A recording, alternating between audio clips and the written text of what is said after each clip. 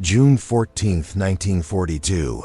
What would you do if the train doors slammed shut behind you? The lights went dark, and the last sound you heard was the echo of boots on steel and a woman somewhere in the darkness whispering, "Don't tell them your real age." Because in places like Ravensbrück and Auschwitz, that single answer could decide whether you lived another day or vanished before sunrise. During the Second World War, as Nazi Germany expanded its network of concentration camps across occupied Europe, thousands of women were dragged into a brutal system that tested the limits of human endurance and cruelty. And while many people know the broad story of the Holocaust, the specific experiences of women inside those camps remain some of the most disturbing and heartbreaking chapters of wartime history. Trains packed with terrified prisoners arrived at camps like Auschwitz-Birkenau, Ravensbrück, and Bergen-Belsen, where guards separated families within seconds. Mothers ripped away from daughters, sisters shoved into different lines, and the chaos of barking dogs shouted German commands. And gunshots in the distance created an atmosphere that survivors later described as feeling like stepping into another world, one ruled entirely by fear. For women, the horror did not stop with forced labor and starvation. Because Nazi doctors carried out cruel medical experiments under the cold justification of science. And at Ravensbrück, the only concentration camp built primarily for women, prisoners were subjected to experiments meant to test battlefield treatments for German soldiers, where doctors deliberately infected wounds with bacteria, glass, or wood splinters to study gangrene and other infections, while the victims, later known as the Ravensbrück rabbits, were left screaming through nights without proper medical care. Imagine the scene: a dim barracks room, the smell of disinfectant mixed with blood, women gripping each other's hands while guards waited outside the door, because every knock meant another prisoner being taken away for an operation that might never end. Some women were forced into sterilization experiments designed to support Nazi racial ideology, procedures done without anesthesia that left victims permanently injured. And survivors later recalled the eerie silence of operating rooms, where doctors worked with clinical calm while the women on the tables knew they were not patients, but test subjects. Yet amid this nightmare, there were also acts of quiet resistance and courage that still echo through history.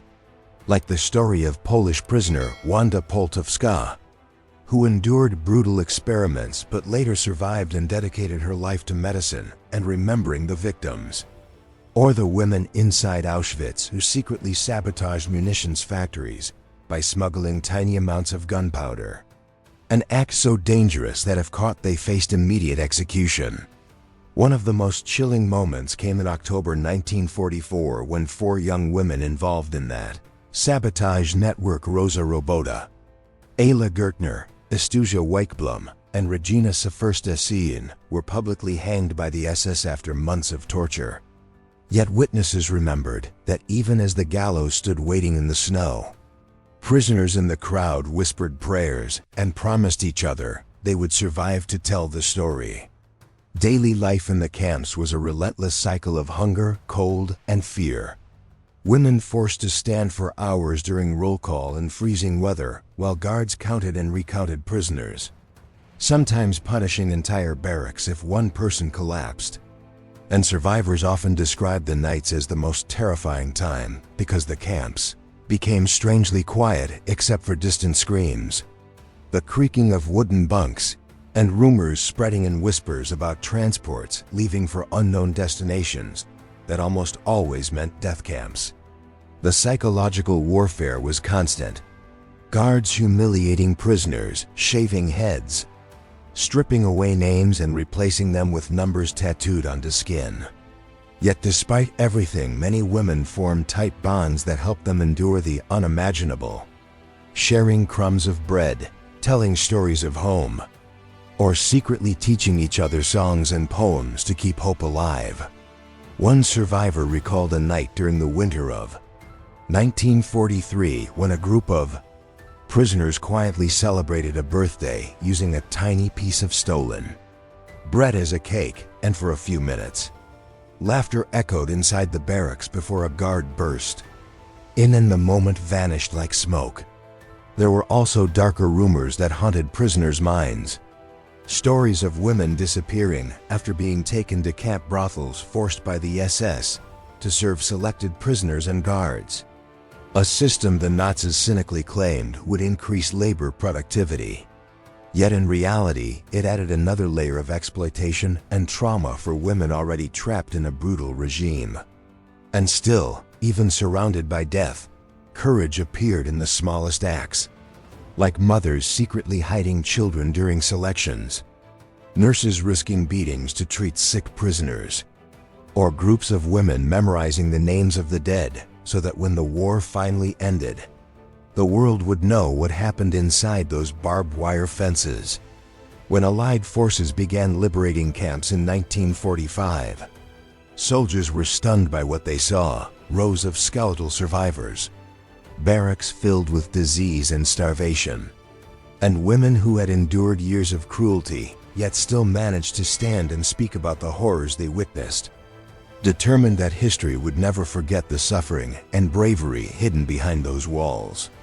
Today, historians continue uncovering documents, testimonies, and personal diaries that reveal how women in Nazi camps faced not only physical brutality, but also a relentless battle to hold on to their humanity, proving that even in the darkest corners of war, courage could survive in whispers, shared bread, and defiant hope. Their stories are not just history lessons, but warnings about how easily cruelty can grow when hatred and power combine. And every survivor who spoke out helped shine light on crimes the world might otherwise have ignored. So as you listen to these accounts of resilience, horror, and resistance from inside the concentration camps, ask yourself something honestly. If you had been there in that freezing barracks, hearing boots approaching in the night and knowing someone would be taken away before morning, would you have had the courage to resist, to help another prisoner, or even to remember the truth so the world could one day hear it? And what part of this story shocked you the most? Share your thoughts and reactions below, because every conversation about these forgotten experiences helps keep the memory of those women alive.